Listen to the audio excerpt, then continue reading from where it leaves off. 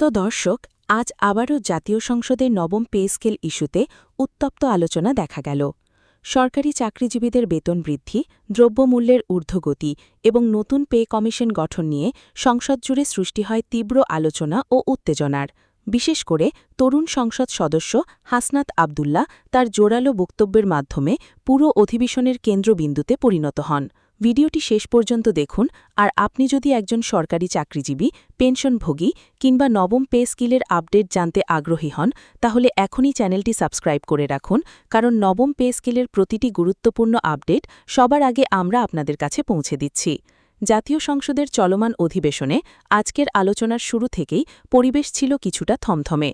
বিরোধী ও সরকারদলীয় সদস্যদের বিভিন্ন বক্তব্যের মধ্যেই হঠাৎ পয়েন্ট অফ অর্ডারে দাঁড়িয়ে হাসনাত আবদুল্লাহ বর্তমান বেতন কাঠামো নিয়ে বিস্ফোরক মন্তব্য করেন।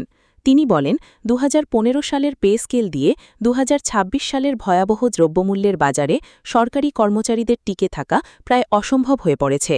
তার এই বক্তব্যের পর সংসদ জুড়ে এক ধরনের নীরবতা নেমে আসে। তিনি আরও বলেন, দেশের নিম্ন আয়ের সরকারি কর্মচারীরা আজ সবচেয়ে বেশি কষ্টের মধ্যে আছেন। একজন অফিস সহায়ক থেকে শুরু করে তৃতীয় ও চতুর্থ শ্রেণীর কর্মচারীরা মাসের মাঝামাঝিতেই আর্থিক সংকটে পড়ে যাচ্ছেন। বাজারে চাল, ডাল, তেল, গ্যাস, বাসা ভাড়া, চিকিৎসা খরচ সবকিছুর দাম কয়েক গুণ বেড়ে গেলেও সরকারি চাকরিজীবীদের বেতন সেই পুরনো কাঠামোতেই আটকে আছে বলে অভিযোগ তোলেন তিনি। তার বক্তব্যের সময় সংসদের বিভিন্ন সারি থেকে টেবিল চাপড়ে সমর্থন জানাতে দেখা যায় কয়েকজন সংসদ সদস্যকে। এতে পুরো বিষয়টি আরও আলোচনায় চলে আসে। তিনি সরাসরি প্রশ্ন ছুড়ে দেন অর্থ মন্ত্রণালয়ের দিকে, দ্রব্যমূল্য যদি দ্বিগুণ হয় তাহলে কর্মচারীদের বেতন কেন বাড়বে না? হাসনাত আবদুল্লাহ আরও বলেন, দীর্ঘদিন বেতন সমন্বয় না হওয়ায় অনেক সৎ কর্মকর্তা ও কর্মচারী মানবেতর জীবনযাপন করছেন। তিনি দাবি করেন, এই আর্থিক চাপ প্রশাসনিক কাঠামোর ওপরও নেতিবাচক প্রভাব ফেলছে। তার ভাষায়, ক্ষুধার্ত কর্মচারী দিয়ে স্মার্ট বাংলাদেশ করা সম্ভব নয়। এরপর তিনি কঠোর হুঁশিয়ারি উচ্চারণ করে বলেন, যদি দ্রুত সময়ের মধ্যে নতুন পে কমিশন গঠন করে যুগোপযোগী নবম পে স্কেল ঘোষণা না করা হয়, তাহলে মাঠ পর্যায়ে অসন্তোষ আরও বাড়তে পারে। তিনি বলেন, কর্মচারীদের ন্যায্য দাবি আদায়ে তিনি সংসদ থেকে রাজপথ সব জায়গায় সোচ্চার থাকবেন। তো দর্শক, ভিডিওটি যদি এখন পর্যন্ত দেখে থাকেন, তাহলে অবশ্যই চ্যানেলটি সাবস্ক্রাইব করুন এবং বেল আইকন অন করে রাখুন, যাতে নবম পে স্কেলের প্রতিটি গুরুত্বপূর্ণ আপডেট সবার আগে আপনার কাছে পৌঁছে যায়। এদিকে অর্থমন্ত্রী যখন বক্তব্য দিতে দাঁড়ান, তখন পুরো সংসদের নজর ছিল তার উত্তরের দিকে। তিনি শুরুতেই বলেন, সরকার সরকারি চাকরিজীবীদের কষ্ট সম্পর্কে সম্পূর্ণ অবগত এবং বিষয়টিকে অত্যন্ত গুরুত্বের সঙ্গে দেখা হচ্ছে। তিনি বলেন, হুট করে বেতন বাড়িয়ে দিলেই সমস্যার সমাধান হবে না, কারণ অতিরিক্ত অর্থ সরবরাহ বাজারে নতুন করে মুদ্রাস্ফীতির চাপ তৈরি করতে পারে। অর্থমন্ত্রী ব্যাখ্যা করেন, সরকারকে একদিকে কর্মচারীদের স্বার্থ এবং অন্যদিকে দেশের সামগ্রিক অর্থনৈতিক স্থিতিশীলতা দুই দিকই বিবেচনায় নিতে হচ্ছে।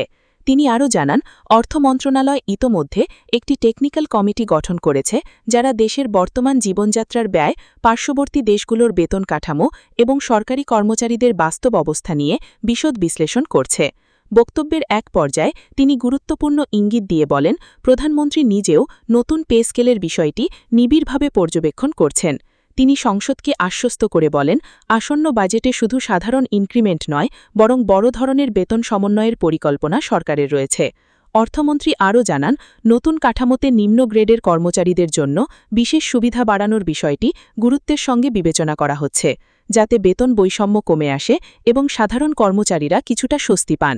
তবে অর্থমন্ত্রীর এই আশ্বাসে পুরোপুরি সন্তুষ্ট হননি হাসনাত আবদুল্লাহ। অধিবেশন শেষে সাংবাদিকদের সঙ্গে আলাপকালে তিনি বলেন, আশ্বাস আমরা অনেকবার শুনেছি, এখন দরকার বাস্তব পদক্ষেপ ও গেজেট প্রকাশ।